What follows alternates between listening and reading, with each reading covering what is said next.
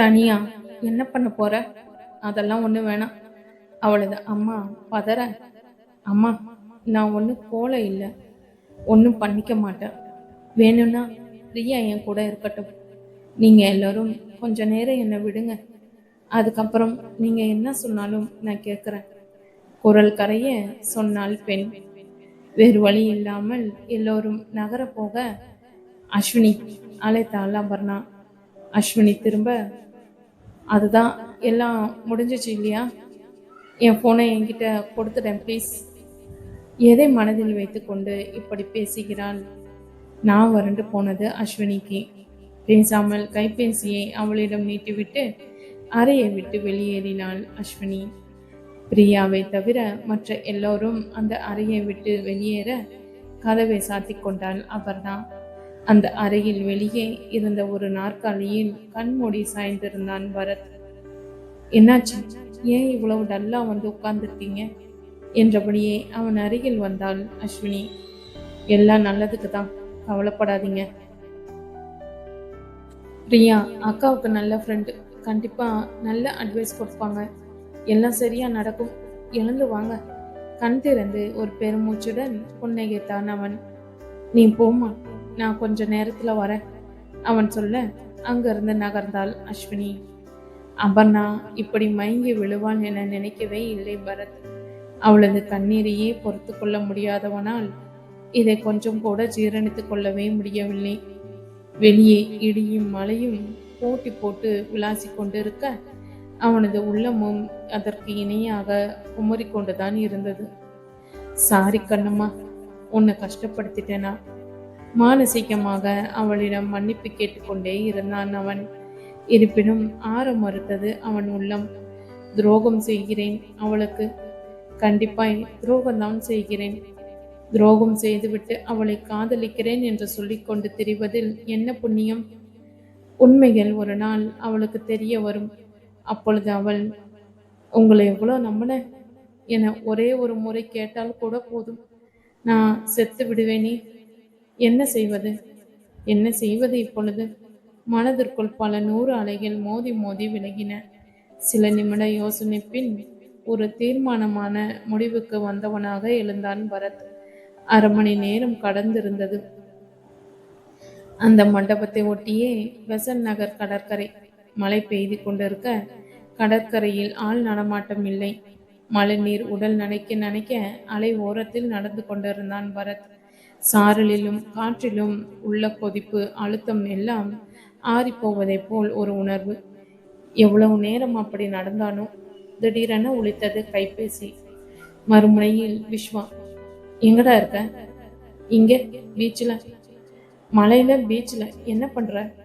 இல்லடா, கொஞ்ச நேரம் மலையில நின்னா நல்லா இருக்கும்னு தோணுச்சு, அதான் வர, கொஞ்ச நேரத்துல வர துண்டித்தான் அழைப்பை. அடுத்த 5வது நிமிடத்தில் அவன் பின்னால் இருந்து விஸ்வாவின் குரல். இங்க மலையில என்னடா பண்ற? திரும்பினான் பரத். கையில் குடையுடன் நின்றிருந்தான். உன்னை எவ்வளவு நேரமா தேடுறனா? மலையில நின்னா மனசு ஆறி போயிட்டோம்னு பாக்குறியா? அதெல்லாம் ஆறாது. சரி, அருண் என்ன தப்பு பண்ணா? பளிச்சென கேட்டான் விஸ்வா. திடுக்கென உள்ளுக்குள் திடுக்கிடல் பரத்துக்கு. அருணா? உன் கேள்வி புரியல என்றான் பார்வையை திருப்பிக் கொண்டு. டே, நீ 300-400 கிலோமீட்டர் தள்ளி இருந்தப்பவே நீ என்ன நினைக்கிறன்னு சொன்னவனா? இப்போ ஒரே வீட்டுல ஒரே ரூம்ல என்னோடவே இருக்க, எனக்கு தெரியாம நீ மூச்சு கூட விட முடியாது. அழகாய் சிரித்தான் விஸ்வா. விஸ்வாவின் பக்கம் திரும்ப கூட இல்லை பரத். கடல் அலைகளை பார்த்தபடியே நின்றிருந்தான் அவன். சரி வா, காருக்கு போவோம். அவனுக்கும் சேர்த்து குடை பிடித்தபடி சொன்னான் விஸ்வா. அப்புறம் நாளைக்கு மணமேடையில இருமிக்கிட்டு உட்கார்ந்துருப்ப. மணமேடையா? நானா? புரியாதவனாக பரத் கேட்க, பின்ன உன்னை விட்டா வேற யாரு? வா. அவனை தள்ளி கொண்டு நடந்தான் தம்பி. காருக்குள் இருவரும் அமர ஜன்னல் வழியே சாலையையே வெறித்து கொண்டிருந்தான் பரத். காரை கிளப்பவில்லை விஸ்வா. அவனை பேச்சை தொடங்கினான். நீயும் அஸ்வினியும் சேர்ந்து ஏதோ செய்றீங்கன்னு மட்டும் எனக்கு புரிஞ்சது. சரி, நடக்கிறது நடக்கட்டும்னு இத்தனை நாள் சும்மா இருந்தேன். நீ என் அண்ணன்டா, நீ தப்பு பண்ண மாட்டேன்னு எனக்கு தெரியும். இப்போவும் நீ என்ன பண்ணன்னு கேட்கல. அருண் என்ன தப்பு பண்ணான்னு தெரிஞ்சுக்க கேட்குறேன். சொல்லு, நடந்தது என்ன? சில்லென்ற கடற்காற்று ஜன்னலை தாண்டி ஊசி போட மெதுவாய் விஸ்வாவை நோக்கி திரும்பினான் பரத். அடுத்த சில நிமிடங்களில் நடந்ததை எல்லாம் அவனிடம் கொட்டி இருந்தான். நான் அவளை கல்யாணம் பண்றனோ இல்லையோ அது வேற விஷயம். ஆனா எந்த நிலையிலும் அவளை அவனோட அனுப்ப எனக்கு கொஞ்சம் கூட இஷ்டம் இல்லை என்றான் பரத் ஒரு பெருமூச்சுடன். Good decision.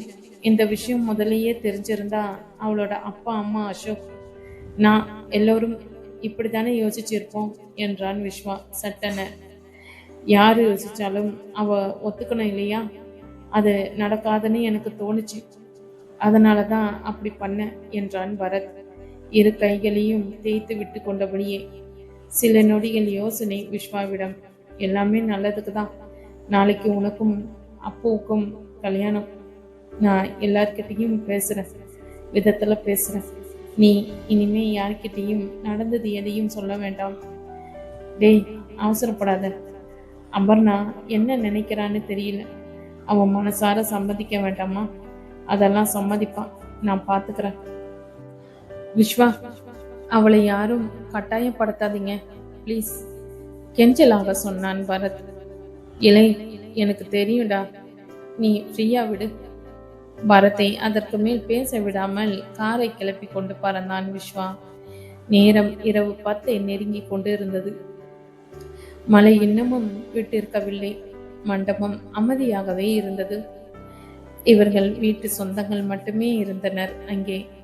அந்த அறையில் பரத் மட்டுமே அமர்ந்திருந்தான். சாப்பிடக்கூட தோன்றவில்லை அவனுக்கு. என்ன செய்து கொண்டிருக்கிறாளோ அபர்ணா? அவளையே சுற்றி கொண்டிருந்தன அவனது எண்ணங்கள். திடீரென அரைக்கதவு தட்டப்பட்ட இவன் திறக்க அங்கே நின்றிருந்தனர் அபர்ணாவின் பெற்றோர். அவர்களுடன் அசோக்கும் இவனது அப்பா அம்மாவும் கூட. எல்லோரும் எதற்காக வந்திருக்கிறார்கள் எனும் காரணத்தை பெரிதாக யோசிக்க வேண்டிய தேவை இருக்கவில்லை அவனுக்கு. உன்கிட்ட கொஞ்சம் பேசணுமாப்பா. இது அபர்ணாவின் அப்பா. தாராளமா உள்ள வாங்க பரத் சொல்ல எல்லோரும் உள்ளே வந்து அமர அரை வாசலுக்கு வந்து கதவில் சாய்ந்து நின்று கொண்டான் விஸ்வா. யார் தூங்குவது, எப்படி தூங்குவது எனும் யோசனையுடன் கலந்த ஒரு தயக்கமான மௌனம் அங்கே ஓடிக்கொண்டு இருந்தது. யாருக்கும் நடந்தது எதுவும் தெரியவில்லை என்று மட்டும் புரிந்தது பரத்துக்கு. எங்கேயோ தூரத்தில் இடி சத்தம். அந்த ஒளி பரத்தையும் அபர்ணாவின் அம்மாவையும் பழைய புள்ளியில் கொண்டு நிறுத்தியது. அப்படி இன்னைக்கும் சாயந்தரம் 6 மணிக்குள்ள மழை வந்துட்டா என்ன தருவீங்க? உங்க பொண்ணை எனக்கு கல்யாணம் பண்ணி தருவீங்களா? அன்னைக்கும் மழை, இன்னைக்கும் மழை. அவளது அம்மா மெல்ல சொல்ல சட்டென விழி நிமிர்த்தினான் பரத். அன்னைக்கும் எல்லாத்தையும் பார்த்துட்டு இருந்த ஆண்டவன் என்னை இன்னைக்கு உங்க முன்னாடி கொண்டு வந்து உட்கார வச்சுட்டான். அம்மா சொல்லி கொண்டு இருக்க மற்றவர்கள் யாருக்கும் எதுவும் புரியவில்லை. இப்போ என் பொண்ணை தர தயாரா இருக்கேன். உங்களுக்கு சம்மதமா? அம்மா கேட்க, சம்மதமா? என்ன கேள்வியாம் இது? இதற்காகத்தானே இத்தனை ஆண்டுகளாக தவம் இருக்கிறேன் நான். பதில் மொழி பேச இயலாத பரத்தின் இதழ்களில் அழகான புன்னகை. உனக்கு அவளை பிடிச்சிருக்குன்னு எங்களுக்கும் தோணுச்சு. விஸ்வாவும் சொன்னான். அவளை கல்யாணம் பண்ணிக்கிறியாப்பா? இது அவள் அப்பா. யோசிக்காம அவசரப்பட்டு ஒரு தப்பான முடிவும் எடுத்துட்டோம் நாங்க எல்லோரும். இனிமே அதை பத்தி யோசிச்சு ஒன்றும் ஆக போறதில்ல. இப்போ அவளும் காயப்பட்டு போயிருக்கா. நீ நம்ம வீட்டு பையன். இந்த நேரத்துல உன்னை தவிர அவளை சரியா புரிஞ்சுக்க வேற யாரும் இல்லைன்னு தோணுதுப்பா. சின்ன புன்னகையுடன் அவர் பேசுவதையே பார்த்திருந்தான் விஸ்வா. அன்னைக்கு விஸ்வா கல்யாணம் பத்தி பேசணும். நியாயமா உன் கல்யாணம் பத்தி தான் முதல்ல யோசிச்சு இருக்கணும். அம்மாவுக்கு அப்ப தோணல கண்ணா. உனக்கு அபர்ணாவை பிடிச்சிருக்குன்னா சரின்னு சொல்லுப்பா. இனிமேலாவது உனக்கு வாழ்க்கையில நல்லதே நடக்கட்டும். இது அவன் அம்மா. எனக்கு முழு சம்மதம் என்றான் பரத் அவள் அம்மாவை பார்த்து. ஆனா அபர்ணா என்ன சொல்றா? நீங்க அவகிட்ட பேசுனீங்களா? அவளை யாரும் கட்டாயப்படுத்தாதீங்க. நான் அவன் மனசு மாறி வர வரைக்கும் கூட வெயிட் பண்ண தயார். இல்ல பரத் என்றார் அவன் அப்பா. ஒரு பொண்ணை மணமேடை வரைக்கும் கொண்டு வந்தாச்சு. இனிமே எல்லாத்தையும் கலைச்சிட்டு திரும்பி போறது அவ்வளவு நல்லதில்ல. தைரியமா சரின்னு சொல்லு, எல்லாம் சரியா நடக்கும். எல்லாவற்றையும் கலைத்தது அவன்தானே? உள்ளுக்குள் உறுத்தியது அவனுக்கு. அதற்கு மேல் மறுப்பு சொல்வதற்கும் தோன்றவில்லை. சரிப்பா, தலையசைத்தான் பரத். ஒரு புன்னகையுடன் எழுந்து அவன் அருகில் வந்து அவனை நோக்கி கை நீட்டினான் அசோக். பரத் எழுந்து அவன் கையை பற்றி கொள்ள அவனை தன்னோடு சேர்த்து கொண்டான் அசோக். உங்களுக்கு அப்புவை கொடுக்கறதுல எனக்கு பர்சனலா ரொம்ப சந்தோஷம். உங்களை கல்யாணம் பண்ண பிறகு உங்க அன்பிலே அவ எங்க எல்லாரையும் மறந்துடுவா, அது மட்டும் நிச்சயம். அதனாலே உங்ககிட்ட ஒரே ஒரு ரெக்வஸ்ட், அப்பப்போ எங்களை பற்றி அவங்களுக்கு கொஞ்சம் ஞாபகப்படுத்திக்கிட்டே இருங்க ப்ளீஸ். மை காட், மலர்ந்து சிரித்தான் பரத். அங்கே எல்லோரிடத்திலும் அழகான சந்தோஷம் பரவியது. ஆனால் அபர்ணா, பரத்தின் அடிமனதில் அதே உறுத்தல் மீண்டும் மீண்டும். சில நிமிடங்களில் அவர்கள் எல்லோரும் அங்கிருந்து அகல உள்ளே வந்த விஸ்வாவின் அருகில் ஓடி வந்தான் பரத். அபர்ணா என்னடா சொன்னா? நீ பேசினியா அவகிட்ட? அவளுக்கு என்ன, அவளுக்கும் சம்மதம் என்றான் விஸ்வா கைபேசியில் எதையோ துளாவியபடி. சந்தோஷமா சரின்னு சொன்னாலா? ப்ளீஸ் என்னை பார்த்து சொல்லு விஸ்வா. பரத் கவலை படர்ந்த குரலில் கேட்க நிமிர்ந்தான் விஸ்வா. டே, இந்த கேள்விக்கு என்ன பதில் சொல்ல? அவ இப்ப இருக்கிற மனநிலை உனக்கு தெரியும். ஆனா நீ மட்டும்தான் அவ சந்தோஷத்தை அவளுக்கு திருப்பி கொடுக்க முடியும். இது எங்க எல்லோருக்கும் புரிஞ்சது. ஏன், அவளுக்கு கூட புரிஞ்சிருக்கலாம். அதனாலதான் இந்த கல்யாணத்தை அவ மறுக்கல. நீ குழப்பிக்காத, இப்ப தூங்கு. காலையில நீ ஃப்ரெஷ்ஷா இருக்கணும். படுத்து விட்டான் விஸ்வா. பரத்துக்கும் உறக்கத்துக்கும் வெகு தூரம். அழைக்கலாமா அவளை? அழைத்து கேட்கலாமா? என்ன கேட்பதாம்? இந்த திருமணத்தில் உனக்கு சம்மதமா என்றார். இந்த கேள்வியில் ஏதேனும் அர்த்தம் இருக்கிறதா? வேற என்ன பேசுவதாம்? கைபேசியை எடுப்பதும் கண்ணம்மா என்ற பெயரில் அவன் பதித்து வைத்திருந்த அவள் எண்ணெய் விரல்களால் வருடி பார்ப்பதும், திரும்ப வேண்டாம் என்ற முடிவில் கைபேசியை கீழே வைப்பதும் மட்டுமே அவன் வேலையாக இருந்தது. இரவு கடந்திருந்தது. மெலிதான தூறலுடன் அழகான காலையாக விடிந்திருந்தது அன்றைய பொழுது. Good morning brother, best wishes. அன்றைய தினத்துக்கான முதல் வாழ்த்து விஸ்வாவின் உடையதாகவே இருந்தது. 9 மணிக்கு முகூர்த்தம். மணி இப்பவே 6 ஆச்சு. ரெடியாக பார்க்கலாம் மடமடன்னு என்றபடியே கையில் இருந்த காப்பியை வரத்தை நோக்கி நீட்டினான் விஸ்வா. அபர்ணா எழுந்துட்டாளா? நைட்டு தூங்குனாளா? உனக்கு தெரியுமா?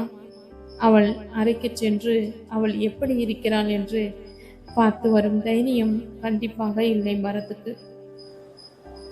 அதெல்லாம் எழுந்தாச்சு, நீ ரெடி ஆகிற வழியை பாரு. பட்டு வேஷ்டி சட்டையை அவனிடம் கொடுத்து விட்டு போய்விட்டான் விஸ்வா. தயாராக துவங்கினான் பரத். சில நிமிடங்கள் கழித்து அரைக்கதவு தட்டப்பட வாசலில் அஸ்வினி. அன்னைக்கு நீங்க வாங்கின நகையெல்லாம் கொடுங்க, அதையெல்லாம் போட்டு விட்டு கூட்டிட்டு வரேன் அப்புவை. அவ சந்தோஷமா இருக்கலாம் அஸ்வினி. அதெல்லாம் சந்தோஷமா வருவா. நீங்க குளிப்பிக்காம ரெடி ஆகுங்க. நகைகளை வாங்கி கொண்டு போய்விட்டாள் அவள். என்ன செய்து கொண்டிருக்கிறாய்? எப்படி இருக்கிறாய் கண்ணம்மா நீ? மணமேடையில் என் முகத்தை பார்த்த மாத்திரத்தில் அழுது விடுவாயா நீ? தவிப்பின் அலைகளில் அவன் நேரம் காலை 8:15 மண்டபத்தில் மறுபடியும் கொஞ்சம் கொஞ்சமாக கோலாகலம் திரும்ப துவங்கி இருந்தது.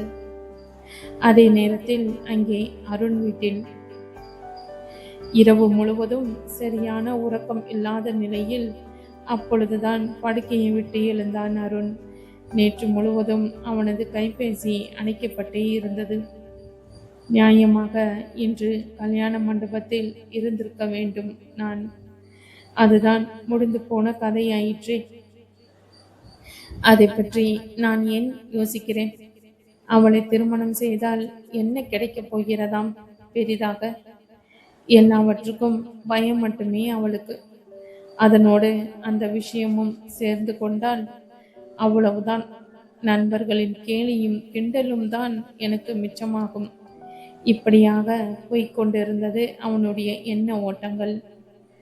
நான் நான் எனக்கு என்பது மட்டுமே பிரதானமாக தோன்றிக் கொண்டிருந்தது அவனுக்கு. ஒரு நொடி கூட அவள் என்ன செய்து கொண்டிருப்பாள் என்ற எண்ணம் வந்து போகவில்லை அவனுக்கு. அந்த இடத்தில்தான் பரத் வித்தியாசப்பட்டு உயர்ந்து நிற்கிறான் என்று புரியவும் இல்லை அருணுக்கு. அவ கண்ணுல தண்ணி மட்டும் வராம பார்த்துக்கோங்க, அன்று அம்மா சொன்னாரே, அது மட்டும் நினைவுக்கு வரவே இல்லை அவனுக்கு. அதே நேரத்தில் அங்கே அருண் வீட்டு கூடத்தில் தான் அமர்ந்திருந்தாள் இந்துஜா. இல்ல, உங்க அண்ணன் கல்யாணம் வருதுல்ல, எது நடந்தாலும் பயப்படாத, நான் உன்னை விட்டுட மாட்டேன் அன்று சொன்னானே விஸ்வா. அதற்கான அர்த்தம் கொஞ்சம் கொஞ்சமாக நேற்றுதான் புரிய வந்தது அவளுக்கு. இங்க அருண் வீட்டாரிடமிருந்து இவளுக்கு கிடைத்த பதில் அபர்ணா ஏமாற்றி விட்டாள் என்பது. நேற்று மாலை முதல் தொடர்ச்சியாக அவனுக்கு குறுஞ்செய்திகளை அனுப்பி கொண்டுதான் இருக்கிறாள் இந்துஜா. என்னவாயிற்று என்னவாயிற்று என பதில் வரவே இல்லை அவளுக்கு. இப்பொழுது ஒரு குறுஞ்செய்தி. பயமா இருக்கு விஸ்வா, ப்ளீஸ் ரிப்ளை. என்ன ஆச்சு? அது விஸ்வாவின் கைபேசியை அடைய. அந்த பயமா இருக்கு விஸ்வா. அவனை என்னவோ செய்ய.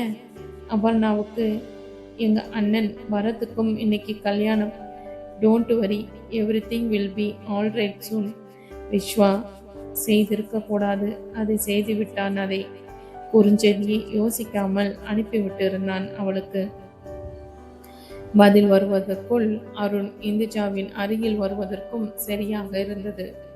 அவனை பார்த்தவுடன் ஏனோ இந்துஜா கொஞ்சம் திகைக்க, யார் மெசேஜ் என்றான் சுருக்கிய முகத்துடன்.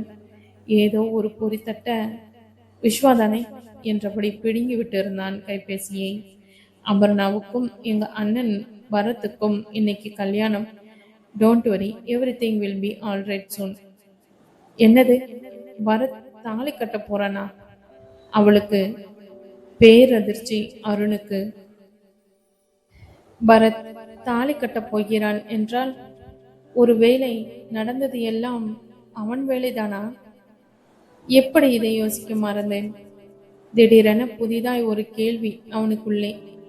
அப்படியென்றால் அப்படியென்றால் அவன் என்னை ஏமாற்றி விட்டானோ? இந்துஜா அவனை பயத்துடனே பார்த்திருக்க அருண் மனம் தாறுமாறாக யோசிக்க துவங்கியது. ஒருவேளை நேற்று காலையில் என்னிடம் பேச வந்தது அபர்ணாவே இல்லையோ, அஸ்வினியாக இருக்குமோ? அவனுக்கு இப்பொழுது தட்டியது மின்னல். ஆம், வந்தது அஸ்வினியே தான். நேற்று அவள் வந்தபோது அவள் விரல்களை கவனித்தேனே, அதில் நீல நீளமான நகங்கள் இருந்தனவே. எப்பொழுதுமே அபர்ணா நகங்களை நீளமாக வளர விட்டதே இல்லையே. நேற்றே இது வித்தியாசமாகப்பட்டதே எனக்கு. அவள் சொன்ன விஷயத்தில் தாக்கத்தில் இது என் மனதில் பதியவே இல்லையே. அப்பொழுது தோன்றவில்லையே இது. அப்படியென்றால் அவள் சொன்னது எல்லாம் பொய்யா? படபடவன கேள்விகளும் பதில்களும் அவனுக்குள்ளே. போயாக வேண்டும், உடனே மண்டபத்துக்கு சென்றாக வேண்டும். பரபரத்தான் அருண்.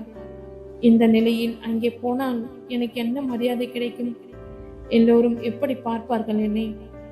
கவலை இல்லை எனக்கு, எது நடந்தாலும் பரவாயில்ல. பரத் அபர்ணா திருமணம் மட்டும் நடக்கக்கூடாது. இன்று திருமணம் நிறுத்திவிட்டால் போதும். அதன் பின் நான் அவளை சமாதானப்படுத்திக் கொள்வேன். கைபேசியை இந்துவிடம் தூக்கி போட்டுவிட்டு இரவு உடையை மாற்றிக்கொண்டு யாரிடமும் எதையும் சொல்லிக் கொள்ளாமல் தனது 2 சக்கர வாகனத்தை அவன் உதைத்து கிளம்பிய போது நேரம் காலை 8:30. உன் அவசர புத்தியினாலும் கோபத்தினாலும் பெருசா எதையோ இழக்க போற அருண். அடிக்கடி சொல்வாளே அம்மா, இப்பொழுது அது உண்மையாகி போனதோ? நேற்று கூட அம்மா அத்தனை தூரம் சொன்னாலே, அவசரப்படாத அருண், கல்யாணம் நடக்கட்டும், அப்புறம் பார்க்கலாம் என. நான் ஒப்புக்கொள்ளவில்லையே. சற்று நேரம் நின்று இருந்த மழை இப்பொழுது மறுபடியும் வழுக்க ஆரம்பித்திருந்தது. சாலையில் காலை நேர பரபரப்பில் இங்கும் அங்கும் வாகனங்கள் வேகமெடுக்க முடியவில்லை. அருணாள் தடுமாற்றத்துடனே செலுத்திக் கொண்டிருந்தான் வாகனத்தை. அதே நேரத்தில் அங்கே மண்டபத்தில் பட்டு வேஷ்டியும் சட்டையும் மாலையுமாக மணமேடையில் கம்பீரமாக வந்து அமர்ந்தான் பரத். இதோ அவன் அருகில் அமரப் போகிறாள் அவள். இது அவனது பல ஆண்டு கால தவம், வேண்டுதல், எதிர்பார்ப்பு, ஆசை, தவிப்பு, ஏக்கம், எல்லாம் எல்லாம் எல்லாம். ஆனால் இன்று அவள் மனநிலை எப்படி இருக்கும்? அழுது அழுது ரொம்பவும் தளர்ந்து போயிருப்பாளோ? எப்படி வருவாள் அவள்? கண்களில் கண்ணீருடனா? கண்டிப்பாக அப்படித்தானா இருக்கும். அப்படி இருந்தால் என்னால் அவள் கழுத்தில் தாலி கட்ட முடியுமா? சந்தோஷமாக புன்னகைக்காவிட்டாலும் அவள் முகத்தில் வருத்தம் இல்லாமல் இருந்தால் கூட போதும். புரோகிதர் சொல்வதை எல்லாம் அவன் செய்து கொண்டிருக்க, அவன் பின்னால் அவன் அப்பா, அம்மா, விஸ்வா என அனைவரும் இருக்க, எனக்கு உன்னை பார்க்கணும் கண்ணம்மா. முதல்ல நீ எப்படி இருக்கன்னு பார்க்கணும். நிமிடத்துக்கு ஒரு முறை அவள் வரவை எதிர்பார்த்து தேடிக்கொண்டே இருந்தன மரத்தின் கண்கள். சிக்னல், ஒவ்வொரு சிக்னலிலும் நிறுத்தம். எல்லா வாகனங்களையும் தாண்டி பறக்கவும் இயலவில்லை அருணாள். நேரம் கடந்து கொண்டே இருக்கிறது. 9 மணிக்கு முகூர்த்தமாயிற்றே. இப்பொழுது நேரம் 8:45. இப்பொழுது என்ன செய்வது? ஒரு முடிவுக்கு வந்து வண்டியை ஒரு ஓரத்தில் நிறுத்திவிட்டு அவசரமாக அபர்ணாவின் எண்ணை அழைத்தான் அருண். அங்கே மண்டபத்தில் கைபேசி அவளது பைக்குள் ஒரு மூலையில் கிடைக்கிறது. அது ஒலிப்பது கூட யார் காதிலும் விழவில்லை. திரும்ப திரும்ப திரும்ப திரும்ப முயன்று கொண்டே இருக்கிறான் அருண். ஆனாலும் அவனுக்கு தோல்வியோ. சில நாட்களுக்கு அவள் என்னிடம் பேசிவிடும் தவிப்பில் மறுபடியும் என்னை அழைத்தாளே, எத்தனை அலட்சியம் எனக்கு! எப்படி துண்டித்தேன் அவள் அழைப்பை! அன்று அந்த மொட்டை மாடியில் எத்தனை கேவலமாக நடந்து கொண்டேன்! அதன் பிறகும் என்னிடம் பேசாதனை செய்தாள் அவள். நேற்று கூட எனது அழைப்புக்காக அவள் காத்திருந்து தோற்று இருப்பாள். அழைத்து பார்த்திருப்பாள். நான் அணைத்து வைத்திருந்தனே என் கைபேசியை. நமக்கு சொந்தமான ஒன்று நமக்கு அது சொந்தமாக இருக்கும் வரை அது சொந்தமாக இருப்பதாலேயே அதன் அருமை நமக்கு தெரிவதில்லையே. இன்று கையை விட்டு போய்விடுமோ என்று தோன்றும் போது மனம் தவிக்கிறதே. அவள் நினைவுகளில் அவன் தவித்துக் கொண்டே இருந்தான். வேலை செய்யும் இடத்திலும் பொது இடத்திலும் அவளை திட்டி தீர்த்திருக்கிறேன். அப்பொழுது கூட அவள் என்னிடம் பேசிக்கொண்டேதானே இருந்தாள். ஒரு முறை கூட அவள் கோபத்தை என்னிடம் காட்டவில்லையே. அவள் உடை அலங்காரத்தை எல்லாம் மாற்ற சொன்னனே, அப்பொழுதும் மாற்றிக்கொண்டு வந்தவள் தானே எனக்காக. அதெல்லாம் மறந்து அவளை திட்டி தீர்த்தேனே. அவளைப் போல் ஒரு அன்பான பெண் இனி எனக்கு கிடைக்க மாட்டாளே. என் கோபத்தால் அவளை இழந்து விடுவேனோ? மனம் ஒரு நிலையில் இல்லாமல் தவித்துக் கொண்டே இருந்தது. மீண்டும் மீண்டும் அவள் போன் நம்பரில் அழைத்து பார்த்தான். போன் எடுக்கப்படவில்லை. மறுபடியும் வண்டியை கிளப்பிக் கொண்டு பறந்தான் அருண். அங்கே மண்டபத்தில் ஒவ்வொரு நொடியும் நத்தை வேகத்தில் நகர்வதைப் போல இருந்தது மரத்துக்கு. ஓடிச் சென்று அவள் முகம் பார்த்து விட துடித்தது அவன் மனம். போதுமடி அலங்காரம் எல்லாம், எதுவும் வேண்டாம், கிளம்பி வா. ஒரே ஒரு கீற்று புன்னையை மட்டும் சுமந்து வா கண்ணம்மா, எனக்கு அது போதும். தவித்து தவித்து சுவாசித்துக் கொண்டிருந்தான் பரத். வந்தது அந்த நிமிடம். அரக்கு நிற சேலையும் மணக்கும் பூச்சாரங்களும் மின்னும் நகைகளும் அழகு மாலையுமாய் மேடையை நோக்கி நடந்து வந்து கொண்டிருந்தாள் அபர்ணா. அவள் பின்னால் அஸ்வினியும் அவள் அம்மாவும் மேடை ஏறி அவன் அருகில் வந்து அமர்ந்தாள் அபர்ணா. சத்தியமாய் உயிர் அவன் வசம் இல்லை. அவசரமாய் அவசரமாய் அவசரமாய் அவள் முகத்தில் புன்னகை கீற்றை தேடுகின்றன அவன் கண்கள். எந்த விதமான வருத்தமோ கோவமோ கண்ணீரோ சந்தோஷமோ இல்லாத ஒரு நிர்மலமான பாவம் மட்டுமே கொடி இருந்தது அவள் முகத்தில். அவளிடம் கண்ணீர் இல்லை என்பதே அவனுக்கு ஒரு மிகப்பெரிய ஆறுதல். இருப்பினும் தவிப்பு. 2 நொடிக்கு ஒரு முறை அவள் முகத்தை திரும்பி திரும்பி பார்த்து கொண்டே இருந்தான் பரத். விழிகளை தாழ்த்தி கொண்டு நிலம் பார்த்து அமர்ந்திருந்தாள் அபர்ணா. அட போதுண்டா, தாலி கட்டிட்டு அப்புறம் பாரு அவளை. இது அவன் அப்பா பின்னால் இருந்து சின்னதாய் சிரித்து கொண்டான் அவன். அவன் மனநிலை யாருக்கும் புரிய வாய்ப்பில்லை. மழை கொட்டி கொண்டிருந்தது வெளியே. சொட்ட சொட்ட நனைந்து போனவனாய் பறந்து வந்து கொண்டிருந்தான் அருண். இன்னும் 5 நிமிடங்களாவது எடுக்கும் மண்டபத்தை நெருங்க.